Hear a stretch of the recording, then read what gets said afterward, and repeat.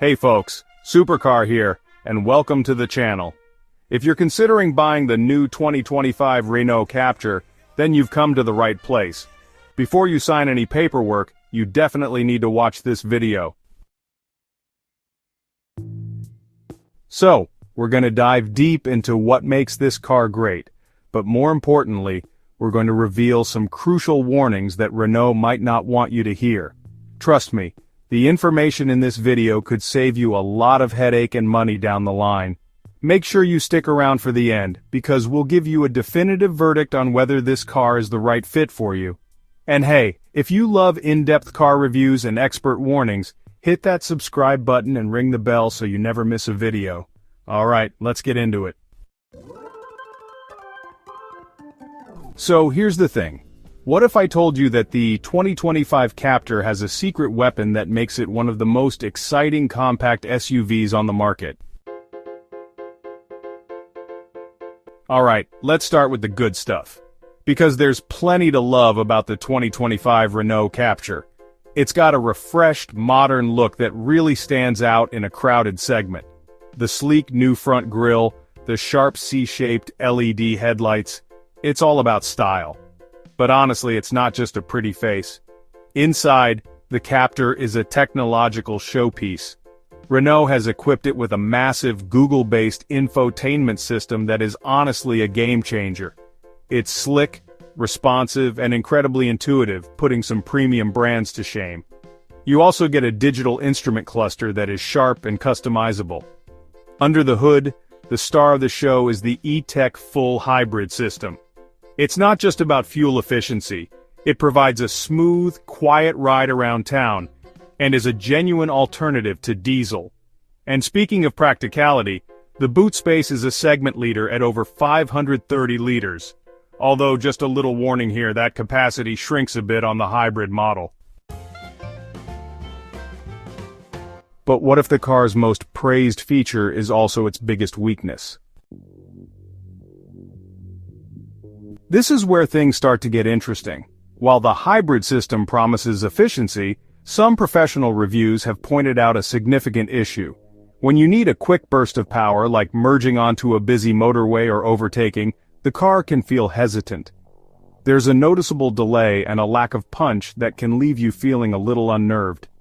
The ride comfort is another area where the Captur falls short. The suspension is on the firm side, which means you'll feel every pothole and bump in the road. While it's great for handling, if you're looking for a smooth, cushioned family car, this might not be the one for you. Additionally, while the technology is excellent, it's not perfect. Some owners have reported minor but persistent glitches with the infotainment system, from frozen screens to inconsistent Bluetooth connections. These are small issues, but they can be a real nuisance in day-to-day driving. What if the biggest problem with the 2025 Captur isn't even about the new model at all, but a troubling history of issues that just might resurface? Alright, now we get to the real warning. We've dug into the history of the Renault Captur, and honestly, there are some recurring problems that potential buyers need to be aware of.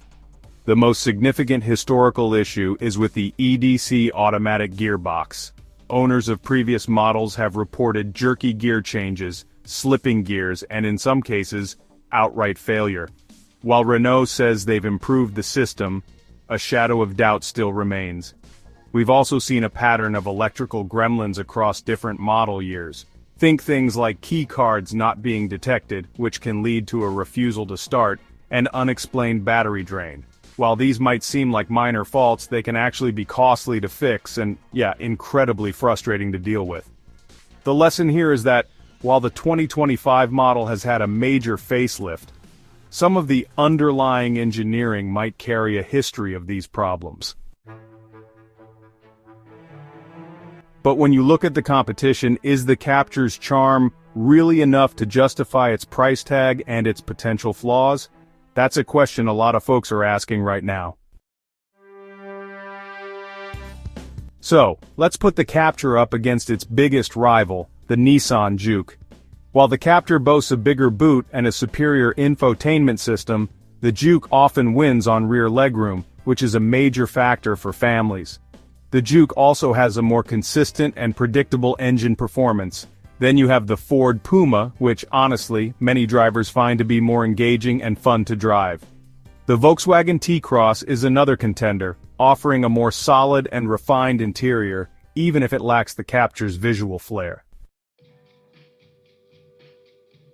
The point is, the 2025 Renault Captur is not operating in a vacuum. It has some serious competition, and its weaknesses, the firm ride, the inconsistent hybrid, and the historical reliability concerns, become more glaring when you consider what else is on the market for a similar price.